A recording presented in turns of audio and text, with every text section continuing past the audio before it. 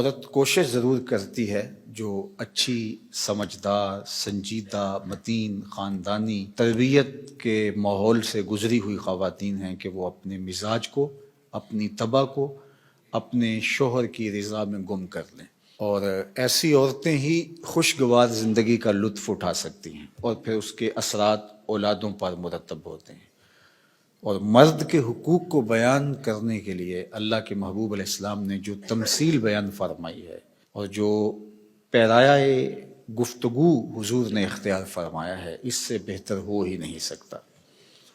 ہوا اس طرح کہ صحابہ حضور کی خدمت میں حاضر ہوئے اور کہا کہ ہمارا اونٹ دیوانہ ہو گیا ہے۔ فرمایا چلو میں تمہارے ساتھ چلتا ہوں۔ صحابہ کہتے ہیں ہم ڈرے، کیونکہ اونٹ جب دیوانہ ہو جائے تو پھر اس کو سنبھالنا آسان نہیں ہوتا اور وہ سخت حملہ آور ہوتا ہے۔ تو خیر حضور تشریف لے گئے، ہم بھی حضور کے ساتھ تھے۔ جو ہی دروازہ کھولا تو اونٹ دوسرے کنارے پر تھا، دوڑتا ہوا آیا۔ تو حضور کی زندگی کتنی قیمتی ہے، تو صحابہ کے سینوں میں دل تھر تھر کانپنے لگے، لرزہ بر اندام تھے کہ جانور ہے نقصان نہ پہنچا دے۔ تو کہتے ہیں وہ جب قریب آیا تو حضور کے قدموں میں سر رکھ دیا، اللہ اکبر، اور سجدہ ریز ہو گیا۔ تو جب اونٹ نے حضور کے قدموں میں سجدہ ریزیاں کی تو صحابہ جو پہلے ڈر رہے تھے، اب ان کی کیفیت عقیدت اور بڑھ گئی کہ جانور ہو کے حضور سے اتنا پیار کرتا ہے، ہم تو سینے میں دل رکھتے ہیں۔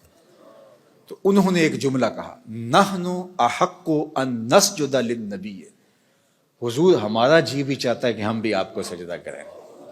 یہ جانور ہو کے آپ کی معرفت رکھتا ہے، پاگل ہو کے آپ کو پہچانتا ہے، ہم تو سینے میں دھڑکتا ہوا دل رکھتے ہیں اور دل میں آپ کے پیار کی ایک کائنات آباد ہے۔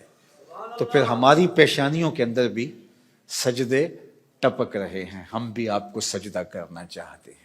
تو آقا کریم نے فرمایا اگر میری شریعت میں سجدہ جائز ہوتا تو میں بیوی کو حکم دیتا کہ شوہر کو سجدہ کرے، لیکن کسی کے لیے سجدہ روا نہیں رکھا گیا۔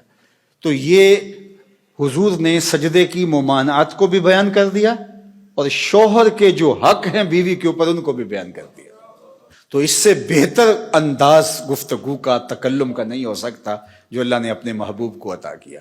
اسی لیے ایک دن میرے حضور علیہ السلام نے فرمایا انا افصح العرب، بات کرنے کا جو سلیقہ میں جانتا ہوں کوئی جانتا ہی نہیں ہے، گفتگو کا طریقہ جو میں جانتا ہوں وہ کوئی جانتا نہیں ہے۔ یعنی ایک جملے سے ان کی نفی بھی کی اور یہ بھی بتایا اگر جائز ہوتا تو شوہر کے لیے بیوی کو سجدے کا حکم دیتا۔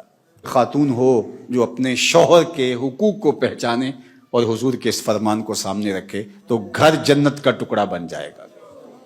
اور مرد کو حضور نے کیا نصیحت فرمائی؟